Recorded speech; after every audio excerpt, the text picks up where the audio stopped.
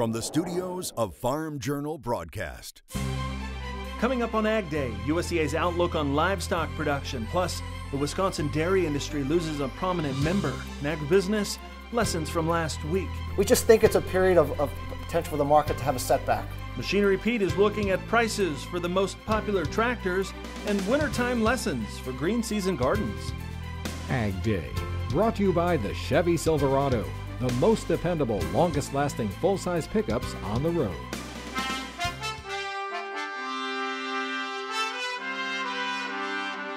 Good morning, I'm Clinton Griffiths. USDA sets its expectations for 2018 as both grain and livestock markets prepare for another bumpy year.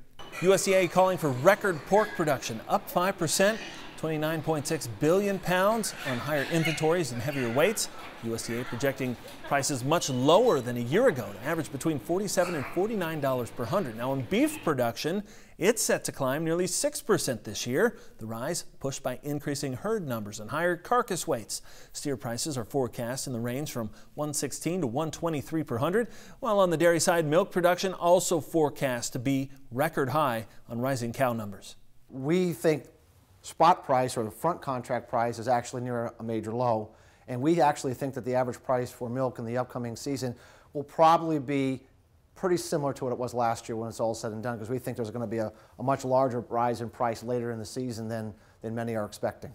Hackett saying he's a little more supportive than USDA, anticipating a higher average price for the whole year, closer to $17 per hundred. USDA also releasing its latest cattle on feed report Friday. Cattle and calves on feed totaling 11.6 million head as of February 1st. That's 8% higher than a year ago. Placements into feedlots at just over 2 million head, a 4% increase from a year ago. Marketings of fed cattle during January totaling 1.8 million head. That is 6% higher than 2017. Washington may be prepping for a showdown over the RFS this week. The president calling a cabinet meeting on biofuels. According to Reuters, the president requesting EPA Administrator Scott Pruitt, USDA Secretary Sonny Perdue, and Energy Secretary Rick Perry to attend a session on the renewable fuel standard. The discussion appears to have been prompted by Texas Senator Ted Cruz and his assertion that the RFS is behind the bankruptcy of Philadelphia Energy Solutions refinery. It blames the cost of complying with the RFS as the reason. Investigators are still looking for clues into a plane crash that killed 3 people, including a well-known leader in the Wisconsin dairy industry.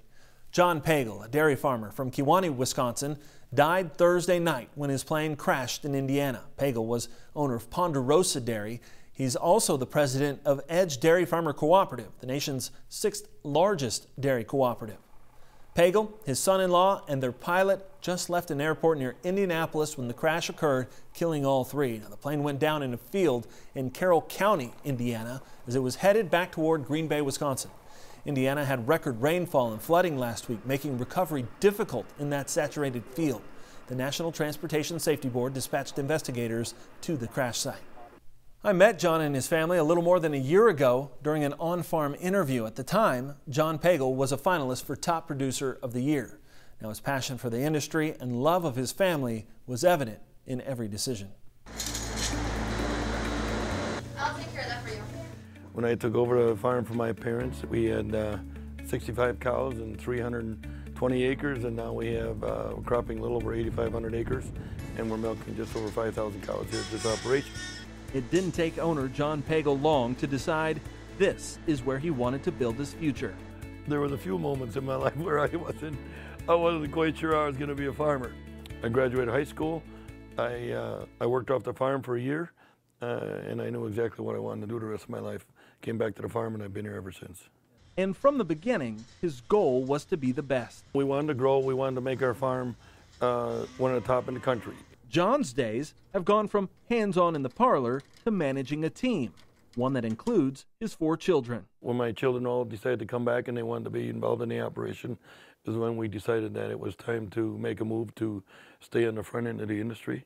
And that's why we are milking 5,000 cows at this location. Kiddos, how was school today? For the Pagel family, School good? why they're here is clear. It's amazing that I get to work with my children, and yet the grandkids get off the school bus here every day. I mean, I'm very blessed in that way. A family for the most part, we all still go to Christmas together. We still have Thanksgiving together. Centered around a business Let me know when we get it wrapped up, but otherwise it should be good with me. holding them together. I'm 57 years old, and I don't plan on slowing down anytime too soon. And stepping forward into a future with possibilities beyond the horizon. It'll be very hard to fill Dad's shoes, that's for sure. Me and my brothers would have to take turns wearing shoes.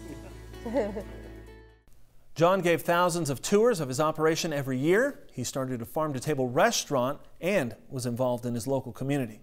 John was also instrumental last year in helping farmers find new homes for their milk following Grassland's announcement it was cutting contracts.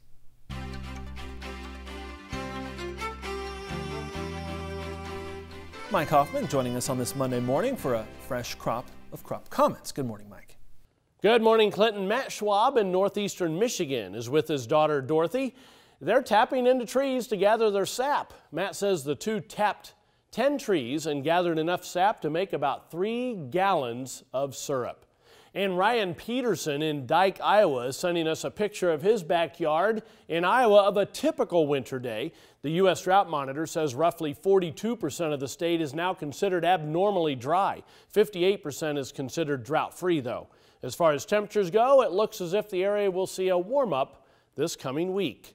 And taking a look at the estimated rain from last week, boy, did we see some heavy amounts through the middle of the country from northeast and eastern Texas all the way up into Illinois, northern Indiana, and southwestern Michigan, with some of those areas getting 8 inches or more of rain. Amazing there. And we'll take a look at your forecast for the coming week and have some hometown temps first.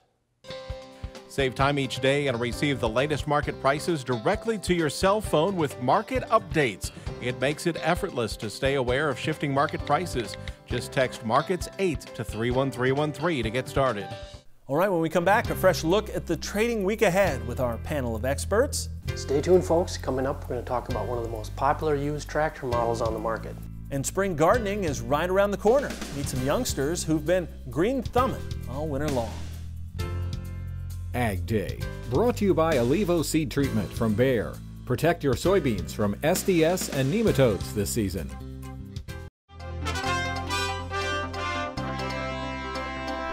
In agribusiness, the week ended mixed for commodity markets. Let's step back to the floor of the CME for a look at Friday's trade. Can't stop a Friday without talking about May wheat, that is. I mean, fractionally around unchanged, up, down, really not a whole lot of movement, but there is a lot of news under the headlines. Hard to believe that just a month ago, we bounced off those lows by 7% or 3% from the high made in just last week. The news right now, USDA is projecting 46.5 million acres and cash being 10 cents better for the 18-19 year. That's definitely putting a lid on short-term action. Other news, Russia IKR came out and expects the 17-18 year exports to be much better than expected at 37.5 million metric tons.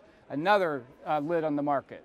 Really strong news keeping a lid on wheat prices right now, but given the trajectory we've had, a lot of people think it's overdue for some profit taking. I'm Larry Shover, CIO of SFG Alternatives, reporting to you from the CME Group in Chicago.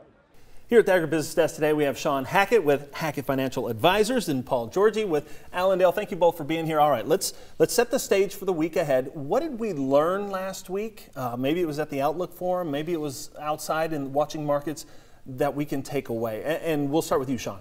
I think what we learned last week is that the grain markets are looking like they're getting tired here to us.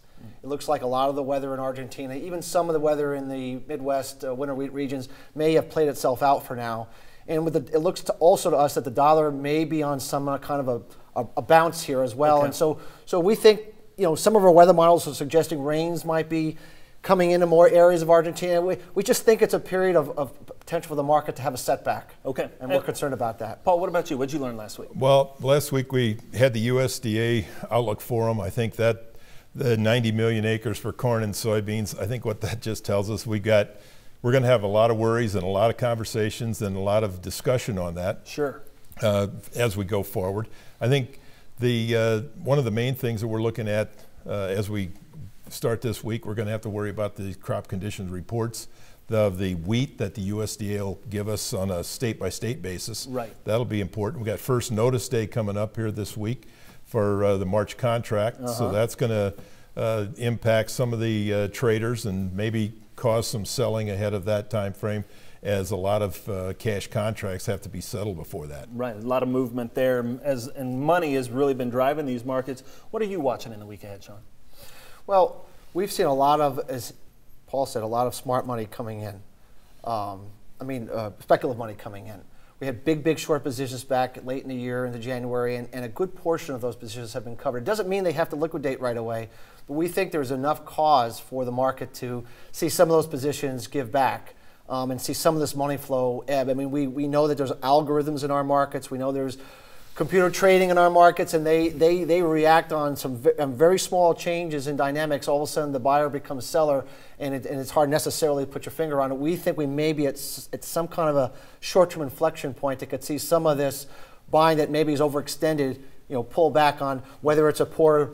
Maybe the condition report is better than people were expecting, whether the weather turns out more favorable on Sunday night than we were expecting. I mean, we think something might trigger this setback in the markets that we're expecting into the March-April timeframe. Well, it is an exciting time of year to be watching markets. We appreciate you both for being here and your insights. We'll be back with more AgDay in just a minute. For more marketing information on everything from grains to livestock to cotton and sugar, call Sean with Hackett Financial Advisors at 561-573-3766. To talk with Paul Georgie one-on-one, call Allendale Incorporated at 800-262-7538 or head online to allendale-inc.com.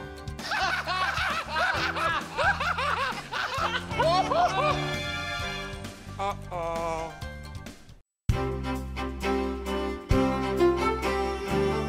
Welcome back to AgDay on this Monday morning. Meteorologist Mike Hoffman here looking at the jet stream. And I guess the question is, Mike, are we going to see a repeat of what we saw last week?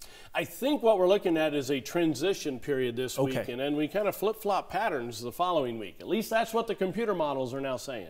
So as we start the week, we continue to see a big trough in the west with more energy digging in out there. And that's been some good news for some of the areas that are in drought, but a lot of you have been missing a lot of this moisture coming in. The ridge is still holding over Florida and other parts of the southeast, but that's probably going to change. I'll show you why. We're looking at, again, energy diving into the southwest. That's been continuing. Then those storm systems come northeast. You can see another one for the middle of the country for the middle of next week. That moves toward the northeast, and then it starts to settle in rather than continuing to move. And you see two troughs, one on the east coast and west coast by the end of next week. And then the western trough kind of goes away. At least according to our model, you can see the ridge pops up over the west. Big cutoff low develops over the east central portions of the country, Mississippi Valley and the Great Lakes. That'll mean some colder weather coming back for many places that have been warm. But temperatures this week, I'm still going to go above normal for most areas in and east of the Mississippi River Valley. Below normal then from the western Dakotas through most of the western parts of the country. But again, as we transition next weekend, we'll start to see some of this probably go the other way. Precipitation this week through the middle of the country, and this is not good news for the Texas Panhandle, western Oklahoma. I'm still expecting below normal there all the way up through the Plain States. Above normal from southern Mississippi Valley on up through the Tennessee, Ohio Valleys, Great Lakes, Mid-Atlantic. Also above normal in many of the western states as we continue to see that moisture plummeting down the west coast. Let's go through our 90-day outlook. We'll split up the months here into the 3 months. March temperatures from Arkansas, Oklahoma northward below normal. I'm expecting Florida above normal for South Texas into the southwest. As far as April is concerned, we're bringing that above normal up into most of the southeast, southern plains, most of the west as well. Below normal, though, from Montana, the Dakotas, all the way through the Great Lakes. And then we go to May, below normal still for the Great Lakes and the far northwest. Otherwise, a lot of above normal temperatures for the central and southern tier of states. As far as precipitation is concerned over the entire 90-day period, this is always a tough call this time of the year. But Tennessee, Ohio Valley, eastern lakes, northeast, I'm going above normal. Also in the Pacific Northwest, but from Nebraska southward and westward through Texas and California, and also much of Florida, expected to have below normal precipitation over the next 90 days. That's a look across the country. Now let's take a look at some local forecasts. We head to Carlsbad, New Mexico. First of all, lots of sunshine and mild, high of 68 degrees. Rockford, Illinois, a good deal of sunshine and milder, high up to 49. And Wilmington, North Carolina, cloudy with periods of rain, high around 69. If you're looking for a used tractor, Machinery Pete joins us next with a look at recent prices for a couple of the most popular used machines. And later, these Tennessee kids are getting ready for spring planting. AgDay, brought to you by Prosaro Fungicide from Bayer.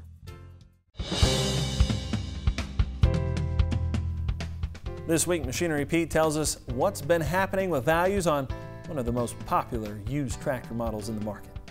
Well, folks, this used farm equipment market is all about condition. I think the perfect example of that might be the John Deere 7810 tractor. Now, the average auction price on a 7810 back in 2011 through 2014 was running in that $61,500 to just over $64,000 range, very high. It's actually fallen quite a bit the last couple years. In fact, last year the average auction price on a 7810 was $41,824. Now, the reason for the fall? Well, it's all about volume. We've seen 3 times as many 7810s sold at auction the last 2 years. And the average condition ones bring in average prices. But what I'm continuing to see, premium pricing on the very nicest ones. For example, last Wednesday on a farm auction in south central Kansas, this 2000 model 7810, 1,692 hours on it, went for $87,000, very strong price. And on January 27th, on a consignment sale in northeast Missouri, this 03 model 7810, with only 831 hours on it, sold for $95,000. And that is the 5th highest auction price ever on a 7810. So again, right now it's all about condition. If it's average shape, you're seeing sliding prices, but very competitive bidding and strong pricing on the nicest ones available for sale. All right, up next, learning outdoor skills on the inside. I'm Charles Denny. It's a great science lesson for kids, gardening, indoors for now and outdoors soon. That story from the University of Tennessee Gardens coming up on AgDay. AgDay, brought to you by Corvus, the #1 pre-emergence corn herbicide.